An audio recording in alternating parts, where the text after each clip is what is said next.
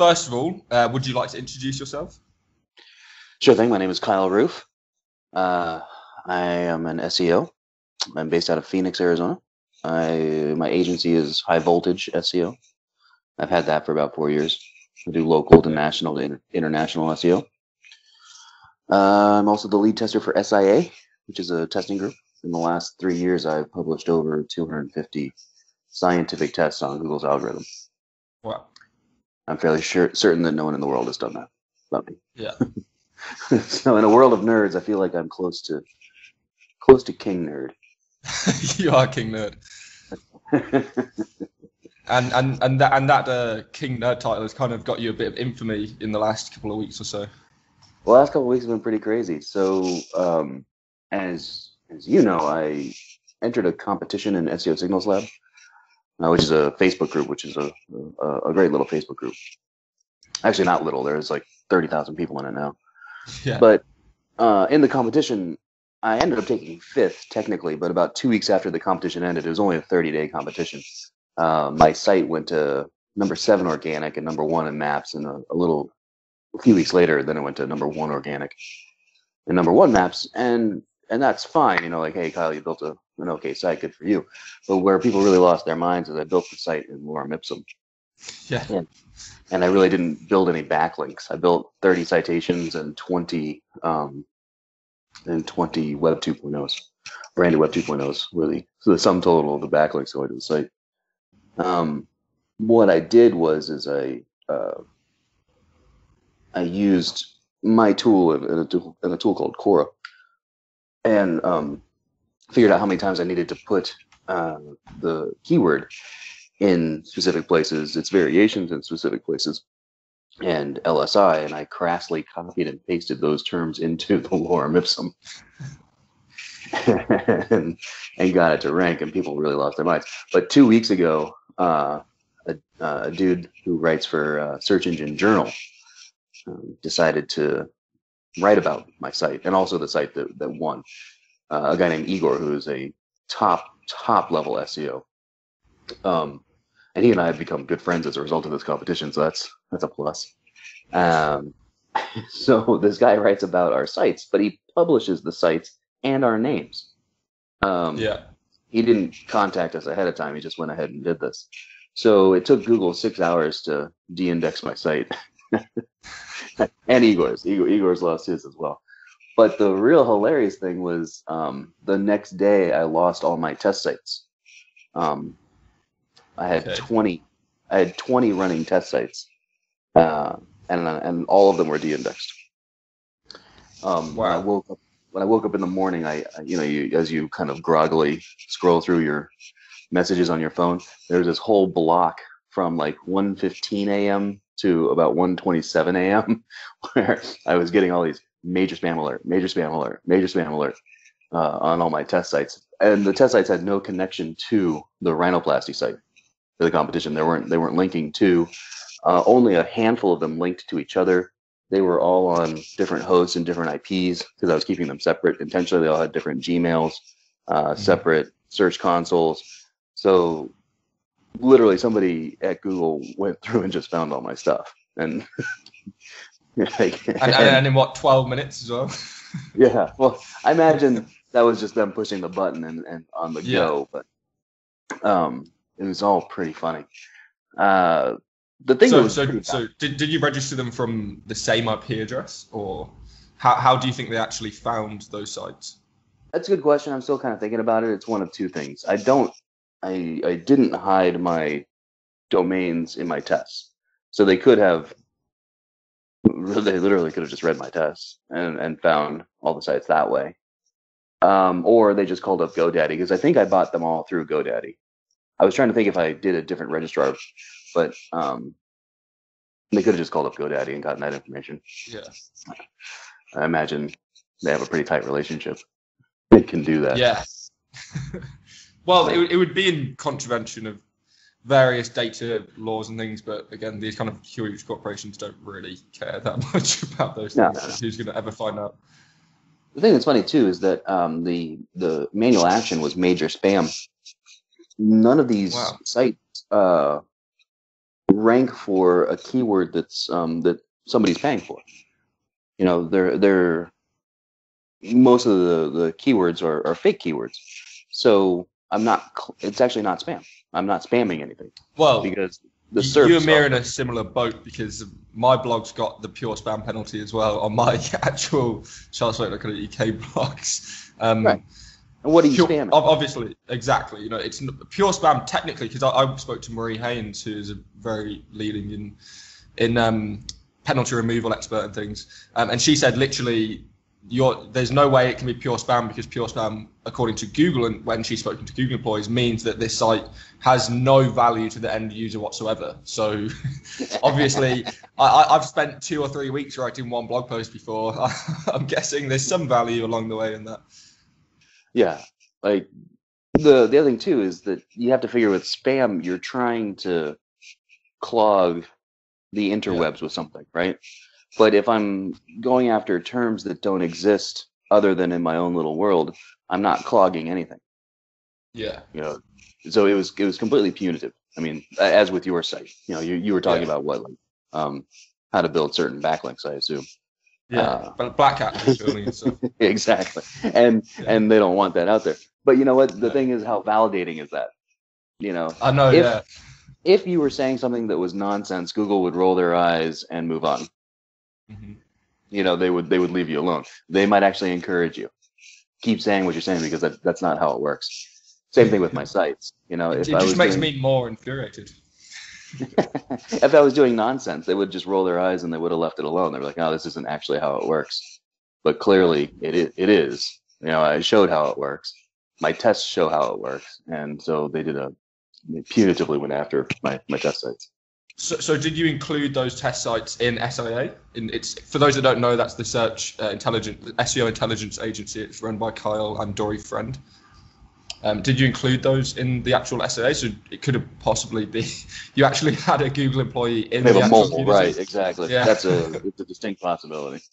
Yeah. I mean, you got to figure path of least resistance. What's the easiest, most cost-effective way to do this? One would be just be in the group and get the domains. The other would be calling up Danica Patrick and having her give the GoDaddy domain registration information. Yeah, when she's not busy racing. Okay, so to get on to, because I know people are going to kill me if I don't cover this first, before we get on to the actual on-page and why it ranked and stuff, the link building that you did do for the site, because I've had so many people like, you spam links, it's not to do with the content, blah, blah, which is obvious bullshit from my end of the stick, so I know how it works. In terms of the actual Web 2.0s and stuff that you did, were they handmade? Did you use a tool? Did you use any? What kind of how did you actually go about building the links first before we move on to the real nitty gritty of actually ranking the pages? Yeah, sure thing. So I did 20 Web 2.0s. I built them by hand. It's actually something I do in my own practice at the start of just about any campaign, where I'll build branded Web 2.0s. So the idea is owning the brand name across a bunch of properties. And you can use like noam.com. Yeah. And find available properties. So this is like, you know, yourbrand.wordpress.com, yourbrand.tumblr.com, you know, yourbrand.issue.com, those kind of things. And then I just use them as citations. So I put the business description, address, operating hours, phone number, and a link back to the page I was trying to rank. And that's what to do with NAP, I'm guessing then.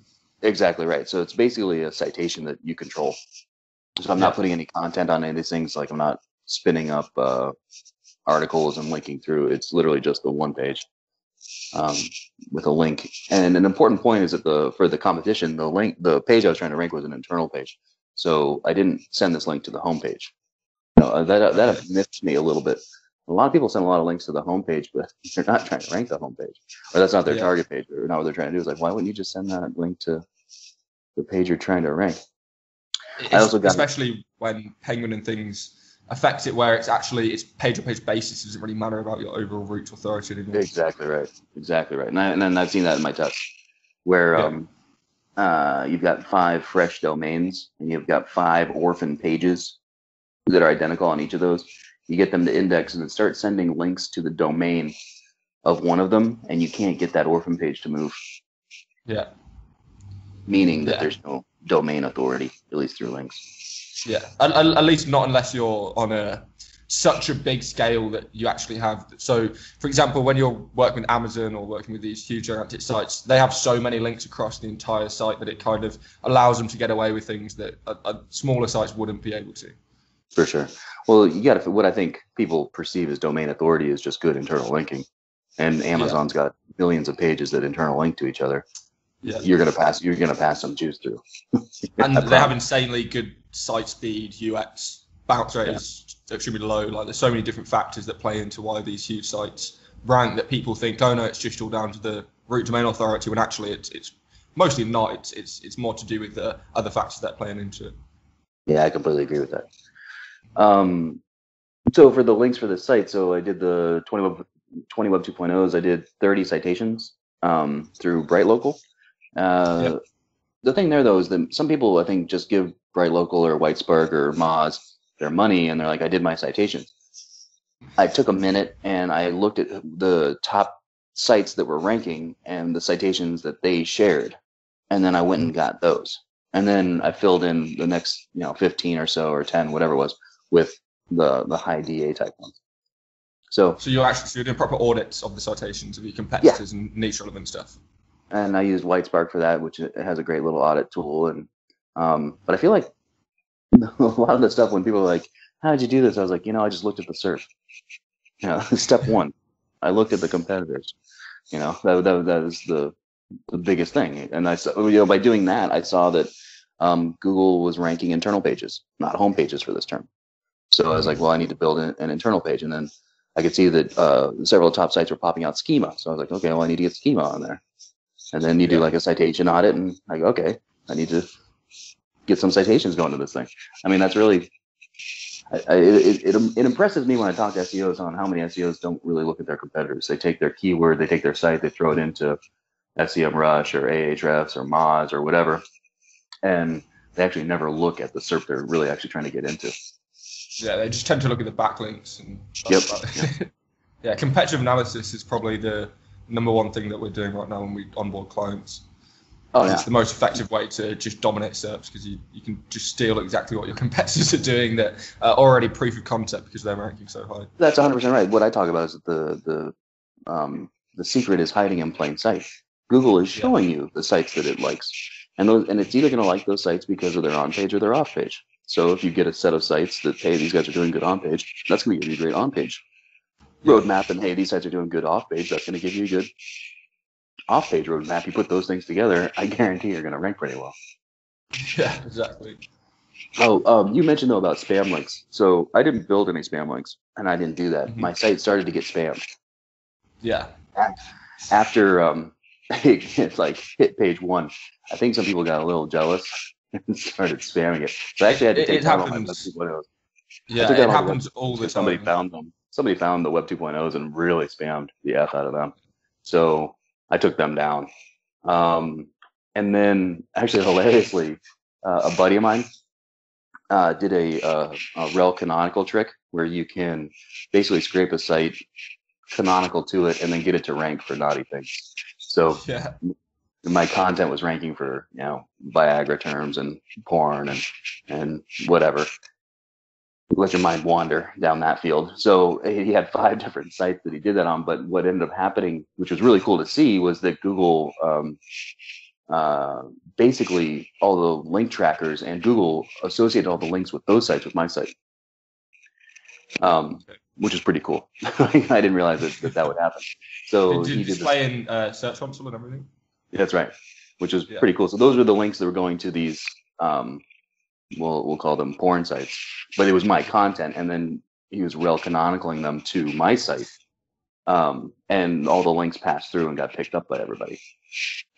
Here's the fun thing: when Google de-indexed my site, they de-index his sites too. They tracked back, like, I guess everything that was linking to my site, and de-index everything that they could. So his funny little joke turned into him losing 5 sites. Wow. Ironically, actually, I first heard about that from the same guy who wrote about your Search Engine Journal article. Roger Monti, actually, he's the guy that did the article about you guys. He I know him actually pretty well, and he sent me an article about the canonical negative SEO style attack, and it was pretty interesting. But I hadn't heard of anyone else actually using it outside of the examples that he had given there. So that's pretty interesting that Search Console was actually showing the links that an outside domain was canonically back to you. Yep. Because Google have all said for like a year or so now that canonical is only that domain specific. It's not about cross domains, which I've always assumed because of these style of attacks is kind of bullshit. So you've just confirmed that the fears even more so. Yeah, for sure. It was really pretty funny. He did it without my friend. His name's Simon White, who's a fantastic SEO out of San Diego. He actually did it and then presented it at a conference last week that I was at. He's like, oh, and I want to show you how to do a little negative SEO. Boom. But then, so that was like Monday, and then the search engine article comes out Tuesday, and then Wednesday, he was like, by the way, I just lost my sites. And I was like, At the conference, he showed 3. Like he showed 3 that he did. He actually did it on 5, and he lost all 5 sites. Wow. Yeah, that kind of sucks. If you're doing negative SEO, I don't recommend doing it from your own domain. Yeah. Don't make it track back to you. Yeah. So let's talk about the actual on-page stuff now about the site. So you built the site in Lorem Ipsum. You did all of the supporting content as far as well in Lorem Ipsum as well. That's right. So I built. I had the homepage, the target page I was trying to rank, and then 5 blog posts, kind of creating a silo. Okay. So it was about a 7-page site in total then. Yeah, and I think it maybe had like a privacy and a contact. So we'll call it 10. Okay, so just a standard small little local site.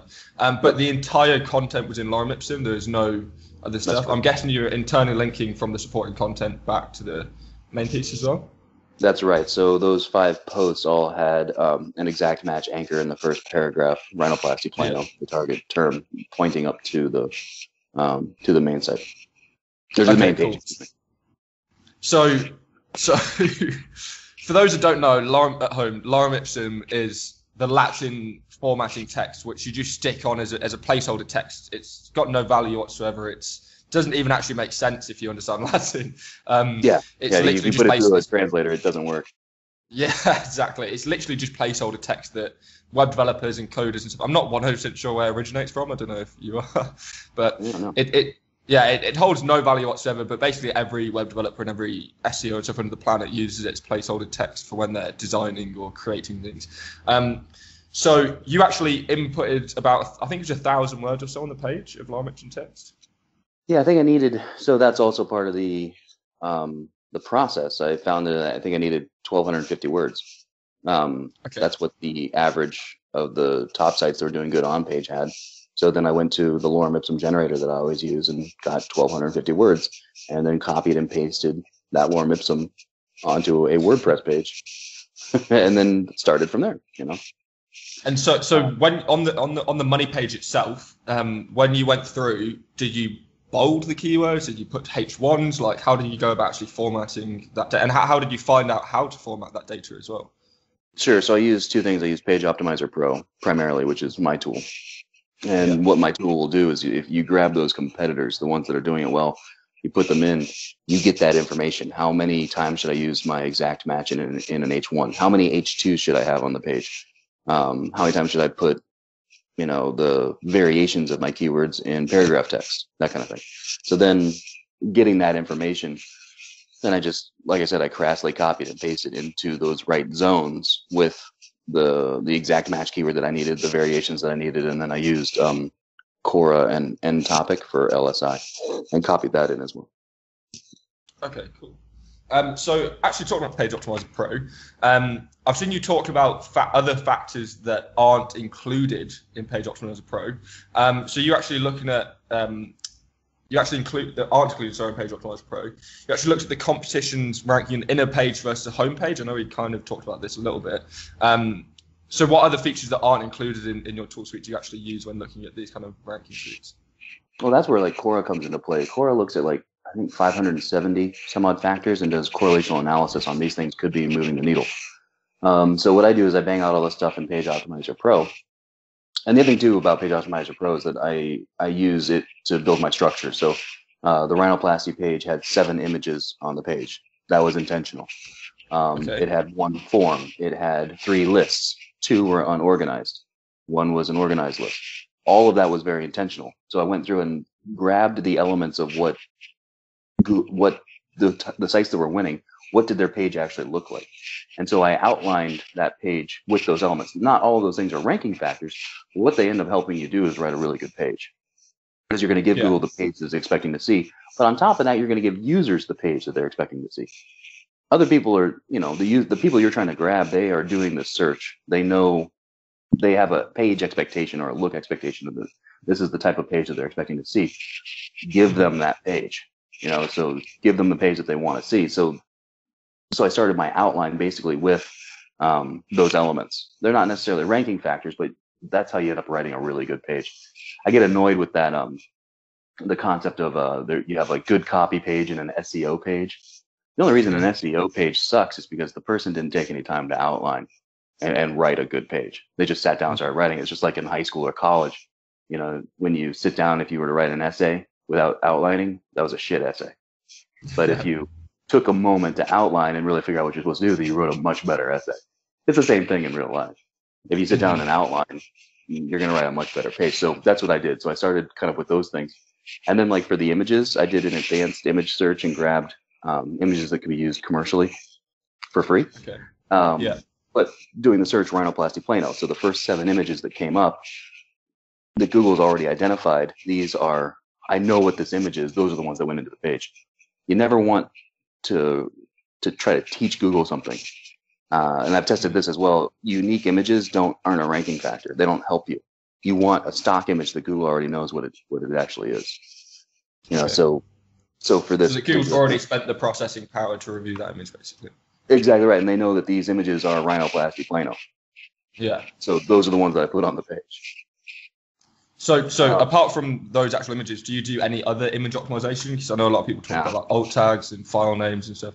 No. So I think, and I can't remember exactly, but I think I needed to put the keyword one time in an alt tag. That was it. So that's what I did. Yeah. Okay. So you looked at the analysis. Yeah. That's right. Yeah.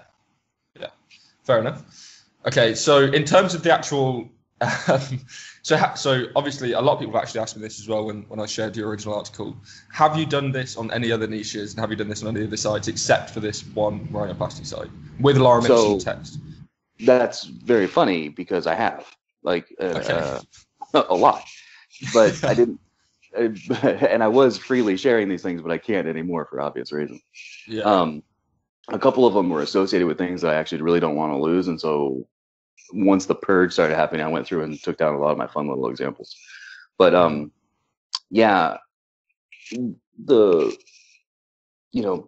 people want to attribute SEO to some sort of art, and Google can understand things, but what they seem to forget is that Google's algorithm is an algorithm. That means it's math. And if it's math, that means you can beat it with math. And so the idea is that it's some sort of omniscient power that can understand. It can't. It's truly fantastic. The Google's algorithm is one of the most beautiful things ever done. And it's crazy powerful, but it's still math. So at the end of the day, things come down to, if you give the algorithm math that it wants to see, that's how it goes. Because Google can't read like you read or I read. It reads like a computer reads, which means it's going to take words and put them into databases.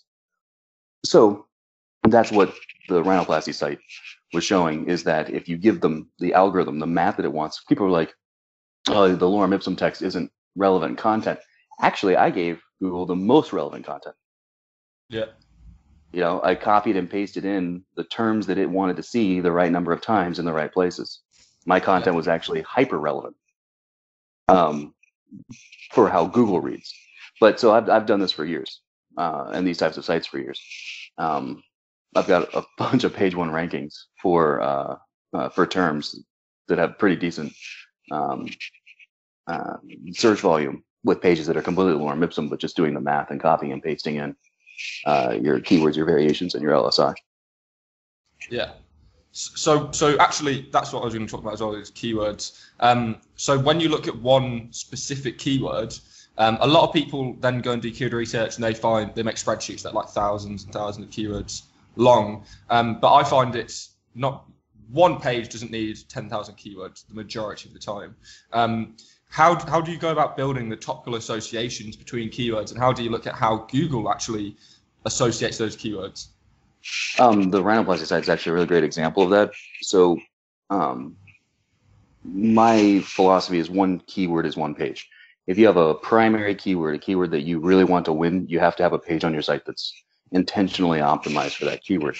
But if you properly optimize for a primary keyword, you're going to win secondary keywords, often with that keyword not even on the page. You can see which are your secondary keywords by looking at your related searches. So if you do your search and you scroll to the bottom of the page, those that show up right there and those that show up in Google Trends, you can actually win those by properly optimizing for the top level phrase. The rhinoplasty competition had a round 2, which I didn't enter, but the second term was cost of rhinoplasty in Plano, Texas was the term. And I did nothing to be involved in that, and I was on page 2 for the term. Yeah. If you do the search rhinoplasty Plano, scroll down to the bottom, the very first related search is cost of rhinoplasty in Plano, Texas. That phrase doesn't exist on the page at all. But I properly optimized for the top level phrase, rhinoplasty Plano, and I get on page 2 for the secondary term that doesn't exist on the page. I bet if I made it an H2, it would go to page 1. Yeah. So create a bit of content specifically around that piece that you could then use to create a featured snippet or something. Exactly. So, I mean, that's how that works. When you properly optimize for the primary, you win the secondaries. And the secondaries that are most important, make those your H2s and your H3s. Okay. So something that you said right at the start is that you do local, national, and international SEO. So they're all 3 different kind of topics, right? So a lot of people have said, and it's something that we talked about actually at DMSS and in Chiang Mai, that these kind of tactics change dramatically when you go into different SERPs. So when you're looking at really spammy SERPs like weight loss and loans and all this kind of stuff, where would your tactics differ in terms of doing local SEO versus international terms or very spammy terms and things? Well, as I said earlier, the secret is hiding in plain sight. So there isn't one set for each of those things that you have to do. You need to do the analysis process each time. If you can pick out the sites in each of those niches that are winning because of their on-page and the sites that are winning because of their off-page, and that could be the same site, obviously, but you do that analysis separately. You can get your on-page roadmap and you're going to write a good page, and then you've got your off-page roadmap for the links that you need to build. I do that process. It's the same analysis, just the outcome is different, because then you find out, okay, this is what we need to do for the on-page for this international term versus this local term. These are the links we need to build for this international term versus this local. That's the only thing that changes, but the analysis is the same, because Google shows you the sites that it likes. If you emulate those sites with their on and off page, that's how you have success across any niche and any border. Mm-hmm. So second last question, but something that I really was interested in is a lot of the experiments that you've done in the last year or 2 is about knowledge graphs and about taking positions there. Definitely, yeah.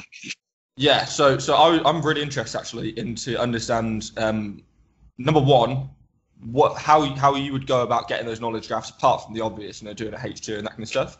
And number 2, where you actually think Google's going with knowledge graphs and where you think Google is heading in the next kind of several years. That's a good question. I don't know why they're doing it, because it really feels spammy to me, and they're ripping off people's content. You know how Google says, like, don't steal other people's content, and then they go and steal people's content? It's kind of weird. Yeah. I mean, you're not allowed to scrape Google because it's against their guidelines, but they scrape you to get their content. They're clearly scraping your content and putting it up. And then, like, if you did, like, a voice search with your Google Home, it's going to give you that answer. So that means they're, like, doubly ripping off your content. And there's no commercial value. If somebody does that voice search and they get a voice answer, they're not clicking on your site. So they never saw your call to action. So anyway, but so I don't know where it's going on that. But when it comes to stealing it or getting it, do the same thing Google does.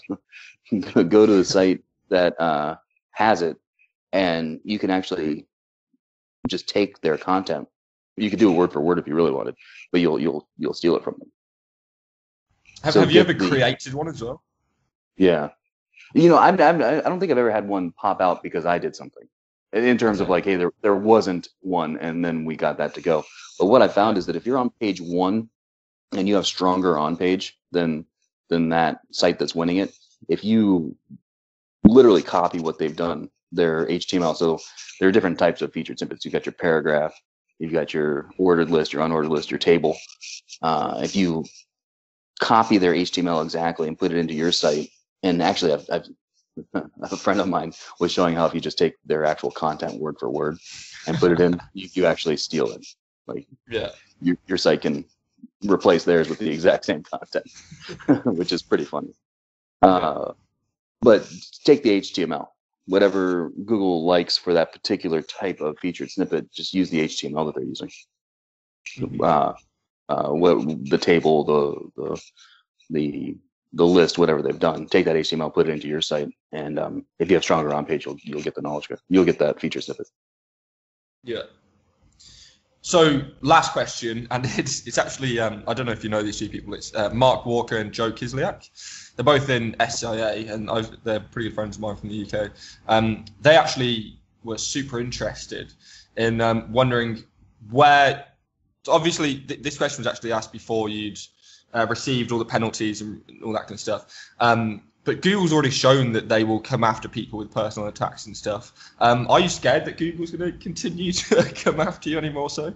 Or where are you looking now to kind of protect yourself versus Google's personal wrath they seem to be dishing out to SEOs nowadays? The only thing I'm doing differently is I've purchased some foreign corporations in places that don't mind suing Google. And I'll buy my domains through that. That's the only thing that I'm doing differently. Otherwise, you know, I've always been transparent in the work that I do. I've never played hide the ball. I don't play hide the ball with my clients. If we want to do something, I tell them what I want to do and why we're doing it and any associated risks. Yeah. And it's the same thing. It's the same thing in SIA. I show all my tests. I show it exactly so that people can replicate it. Because the whole point of what I try to do is I want people to do it. And I want people to learn that these are SEO concepts that you can go and do on your own. You can replicate this test and you can learn about some SEO. So I've always been extremely transparent, and I don't see myself changing. I think I've had a lot of success doing it this way. I think people like that I do it this way, and Google is clearly threatened by it, and that only validates it more. So I'm not going to change any of that. I'm just changing how I purchase my domains. Really, that's the biggest thing that I'm doing. I think the funny thing as well is you may be the first SEO that Google's come after specifically for on-page manipulation. Right? I've seen a load of SEOs get like their PBNs hit and get, Google come after their sites across the entire board and stuff, but you may be the first one that's actually from on-page. My on-page is too good. Yeah, that's what it is. So where can everyone find you nowadays and stuff in the future as well? So my big push is Page Optimizer Pro. That's what I'm working on the most. And if you do a support ticket, I'm the one that answers that support ticket. So you can hit me up there. The live chat is me. It's me or Maria, and she's an SEO gun, and she wrote half of the tool. So the people that you get support out of are the people that are actually doing it. That's probably my biggest push right now is working on that. Okay, so it's just pageoptimizer.pro, I believe. That's right, yeah. Okay, cool. All right, well, it was really nice speaking to you, Carl. I'm sure a lot of my audience are going to be very impressed with this interview and have a few take-homes as well. So thank you for coming on. Thanks for having me. And tell your crowd, I answer questions. People hit me up all the time, and if I have time, I'll answer any questions. Okay, cool. I'll make sure that you're linked to the comments as well, so that anyone can answer. That'd be great. Ask their questions in the comments here as well. For sure. But yeah, it was great having you, and thank you for coming on during Thanksgiving weekend at 7 a.m. in the morning. Sorry, it's my voice what is it is in the time zone for a reason. Yeah. All right. Well, it was very nice speaking to you, and hopefully we can speak more soon. Thank you for coming on.